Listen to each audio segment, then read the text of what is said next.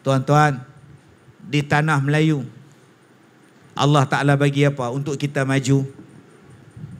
Allah Ta'ala bagi minyak, Allah Ta'ala bagi emas, Allah Ta'ala bagi biji timah, Allah Ta'ala bagi tanah.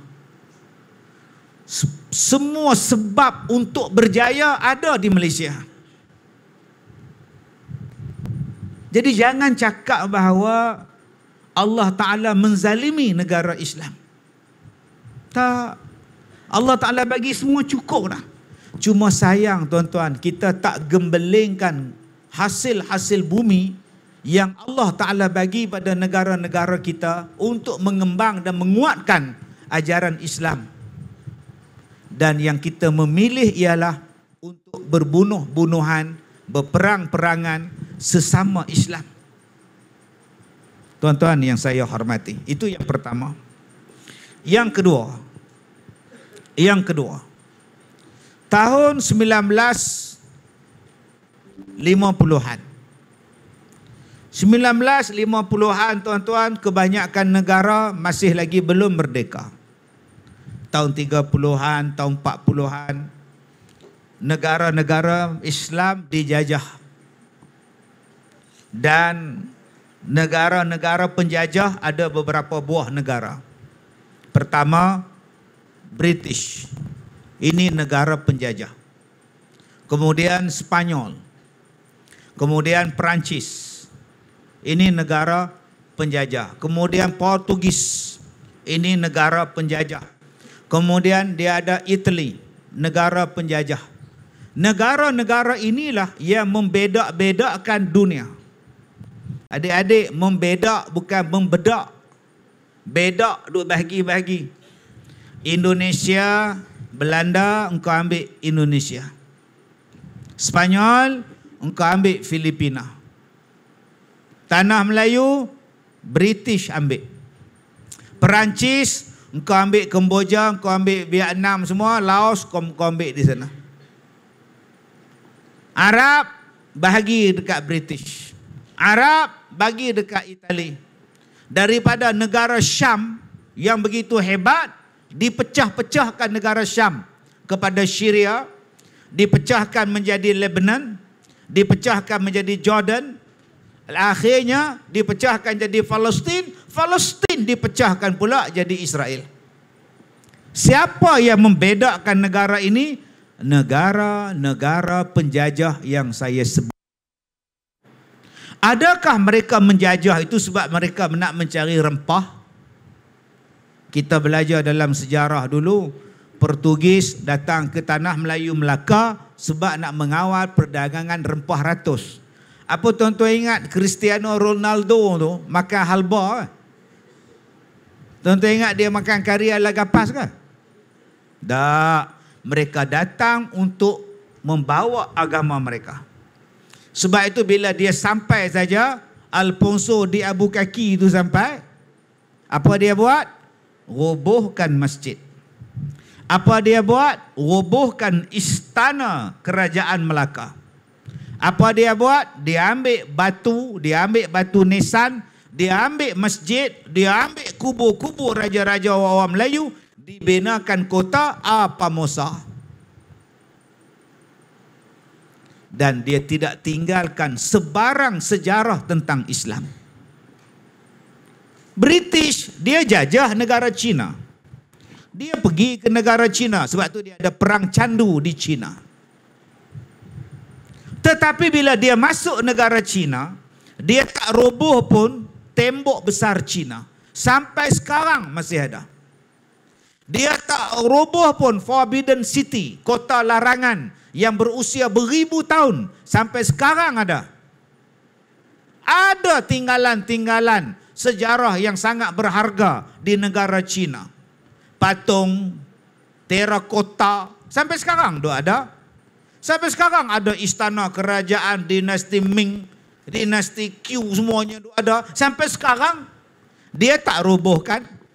British, dia pergi ke negara India. Dia jajah negara India. Daripada Gujarat, daripada Goa sampai ke Hindustan, ke Kashmir. Dia jajah tuan-tuan negara-negara ni. Dan dia tak rosak pun istana Taj Mahal. Dia tak rosak pun tuan-tuan sejarah-sejarah kerajaan Hindu. Tetapi kenapa bila dia menjajah negara-negara Islam, dia rosakkan monumen dan mercu tanah. Adik-adik pergi melawat di Melaka. Mana dia? Istana Raja Melaka. Tak ada. Mana dia? Masjid yang lama-lama yang berusia ribuan tahun di Melaka. Tak ada. Sebab apa? Sebab mereka datang, mereka menghapuskan tanda-tanda Islam di negara-negara yang mereka jajah. Dahsyat tuan-tuan. Kadang-kadang mereka sendiri yang robohkan monumen, tanda-tanda kebesaran kerajaan Islam supaya tak nampak Islam di negara tu. Dan kadang-kadang mereka menggunakan orang Islam untuk merosakkan tanda-tanda kebesaran Islam di negara tu. Yang ni lagi dahsyat. Ada ke Ustaz? Mereka menggunakan orang Islam merosakkan tanda-tanda Islam. Ada? Tuan-tuan pernah tahu tak? Mereka nak robohkan makam Nabi. Tuan-tuan tahu? Tuan-tuan pernah baca ada sejarah makam Rasulullah tu nak ditutup, nak diubah pindah tempat lain, bukan dekat Masjid Nabawi. Tuan-tuan pernah belajar ada sejarah Telaga Air Zam-Zam tu ditutup, dikambus dengan alasan ada penyakit taun. Tuan-tuan pernah tahu tak makam rumah kelahiran Nabi tu nak dirobohkan? Tuan-tuan tahu tak binaan kubur Khadijah isteri Rasulullah diratakan? Makam mak Nabi pun diratakan. Sampai telaga Nabi habis ditutup. Tidak ada lagi tuan-tuan tanda-tanda yang besar. Nasib baik dibantah beberapa tempat oleh Kesatuan Negara-Negara Islam. Jangan tutup. Akhirnya rumah Nabi mereka buat library penuh dengan taik burung depan ya. Stesen bah dulu ni. Syat tuan-tuan. Sebab tu saya nak cakap pada tuan-tuan, musuh Islam dia tak suka dengan kita. Ayat yang saya bacakan tadi, walan tarda tu. Dan tak sukanya Islam mereka pada kita bukan sikit-sikit anak punya benci. Mereka benci sungguh. Sebab itu Allah Ta'ala kata, wahai orang Islam, buat persiapan. Sebab kamu tak tahu siapa musuh kamu. Tahun 50-an, tahun 40-an tuan-tuan, lain bentuk dia. Mereka membawakan kepada kita kekayaan negara-negara Islam dibawa balik ke tempat mereka. Akhirnya orang Islam jadi miskin. Ketinggalan yang di kampung dengan yang di pekan, walaupun dalam satu daerah yang sama, ketinggalannya hampir 20 tahun. Yang di pekan ada jalan tar, yang di kampung tak ada apa. Elektrik apa pun tak ada. British, dia divide and rule kata orang. Dia pecah dan perintah. Yang orang Islam duduk tempat yang miskin-miskin. Nak membangunkan tempat tu makan masa yang panjang tuan-tuan. Mereka buat sungguh untuk kita. Kita saja yang tak sedar. Kita tak sedar. Dan sebelum mereka balik ke negara mereka, mereka pastikan bahawa orang-orang Islam yang mereka tinggalkan akan berperang sampai mati.